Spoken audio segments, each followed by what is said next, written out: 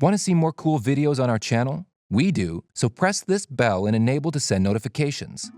Vehicle graveyards are just that, places where vehicles go to die, slowly succumbing to rust until they are saved or scrapped.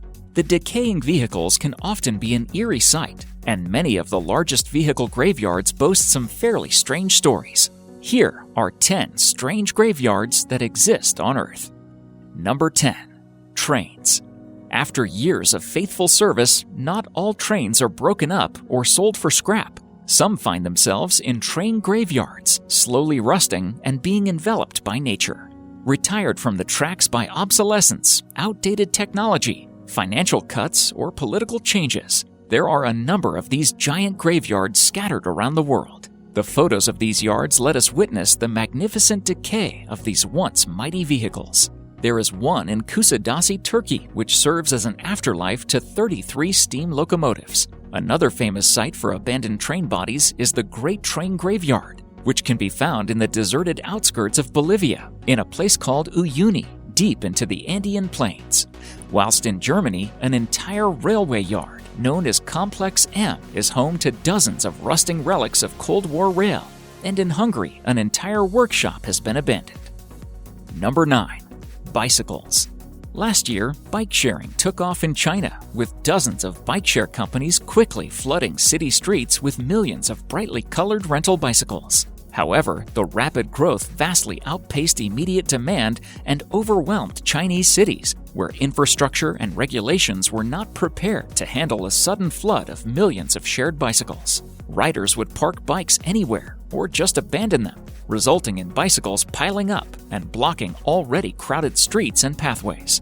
As cities impounded derelict bikes by the thousands, they moved quickly to cap growth and regulate the industry. Vast piles of impounded, abandoned, and broken bicycles have become a familiar sight in many big cities. As some of the companies who jumped in too big and too early have begun to fold, their huge surplus of bicycles can be found collecting dust in vast vacant lots. Bike sharing remains very popular in China and will likely continue to grow, just probably at a more sustainable rate. Meanwhile, we are left with these images of speculation gone wild. The piles of debris left behind after the bubble bursts. Number 8. Car graveyard. Many people are having trouble affording a new car, but the real trouble is that thousands of them that were overproduced are being abandoned in vacant lots. What do you do when your car sales are flat or declining for years? You send your excess cars to massive lots to die, apparently. This is a view thousands left around the world. Just off of Browning Highway in Baltimore, over 57,000 cars sit in a massive parking lot. At first, I wondered why they weren't simply put on sale, but the car industry won't reduce their prices drastically for one simple reason. You can't sell a car for $500 and expect someone to purchase a new one for $15,000. Cars must be moved out of dealership lots to make room for new automobile production. What's left is kind of sad. Rows upon rows of perfectly good cars, dormant. The car industry can't simply stop making new cars. That would mean closing factories and lay off tens of thousands of employees, further adding to the recession. Also, the domino effect would be catastrophic to the steel industry. Overproduction isn't merely a flaw of the system in the United States or at one car factory. It's a worldwide problem. If we don't figure out a way to repurpose cars or price them according to new economic standards, yards of abandoned cars will continue to fill. Number 7. Phone boxes. These amazing photographs show telephone box graveyards where the iconic British symbols are sent to get a new lease on life.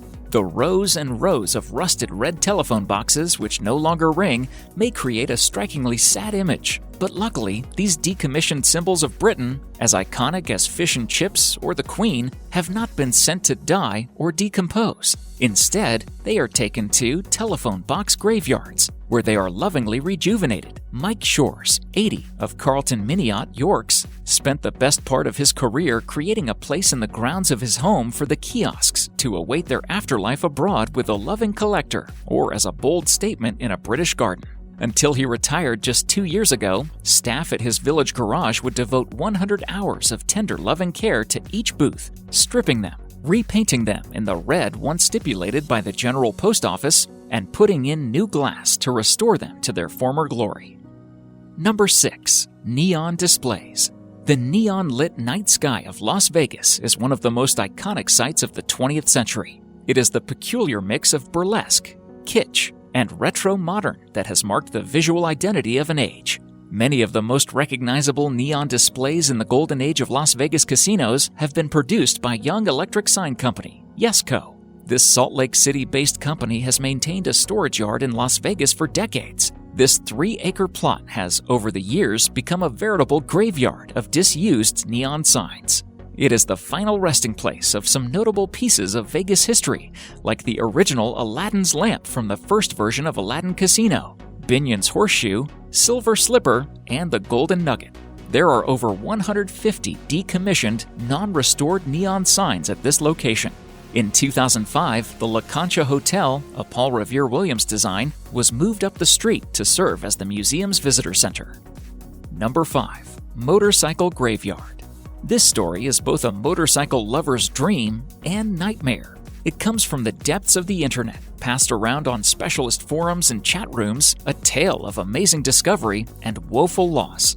Our first source is motorcycle enthusiast David Cuff of the website Classic Cycles, who several years ago came across someone's Flickr account that contained a collection of mystifying photographs showing a forgotten army of motorcycles abandoned in an unknown warehouse. After some chatter on the local bike forums, David managed to obtain the location of the warehouse, and his obsessive adventure began. He was determined to visit the motorcycle graveyard for himself, if it was indeed still there, take pictures, hopefully even purchase an old bike. He organized a trip with his friend and hit the road, heading 9 hours north to the town of Lockport, New York. The building with the alleged motorcycles is within eyesight of the canal lock, describes David of the moment he first eyed the warehouse.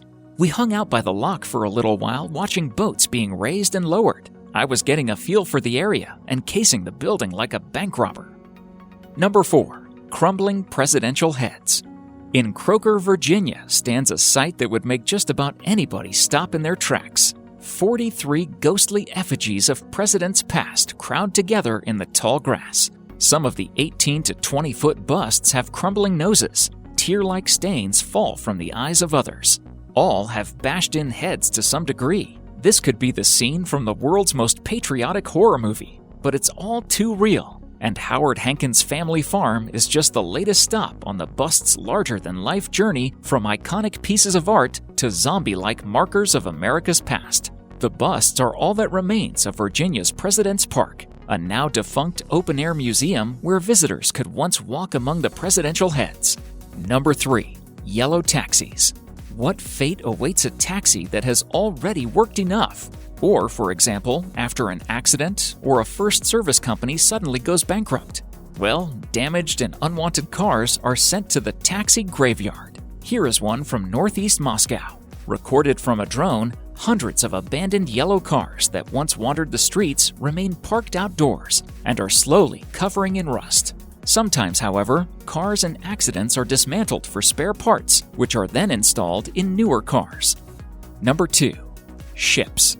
Reaching the marshy spot on southwestern Staten Island, where good boats go to die, requires a car, sturdy footwear, and a willingness to be prosecuted to the full extent of the law. Though a silver lining of the Arthur Kill ship graveyard is visible from the nearest road, the site's full grandeur only becomes apparent once you sneak beyond the no trespassing and beware of dog signs and hack through a miasma of 7-foot-tall reeds that stink of brine and guano.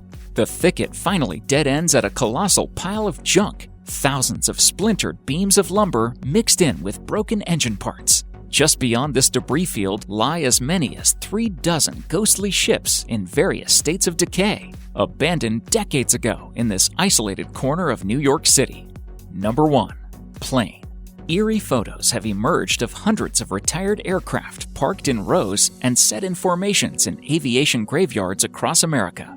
The boneyards in Arizona, California, and New Mexico are home to hundreds of retired commercial and military aircraft that are stored in the dry desert conditions to prevent them from going rusty. Boeing, McDonnell Douglas, Lockheed, and Airbus store planes at these bases with the hope the planes will fly again. However, many are eventually scrapped or used for spare parts. Staff at the facility recycle, on average, more than 19,000 parts worth $568 million, 366 million pounds, and the U.S. government allows the military and other countries to buy parts and planes from the site. Thank you so much for watching, and if you enjoyed the video, please let me know by clicking the like button. Do share, write a comment, and don't forget to subscribe so that you can catch up my next video.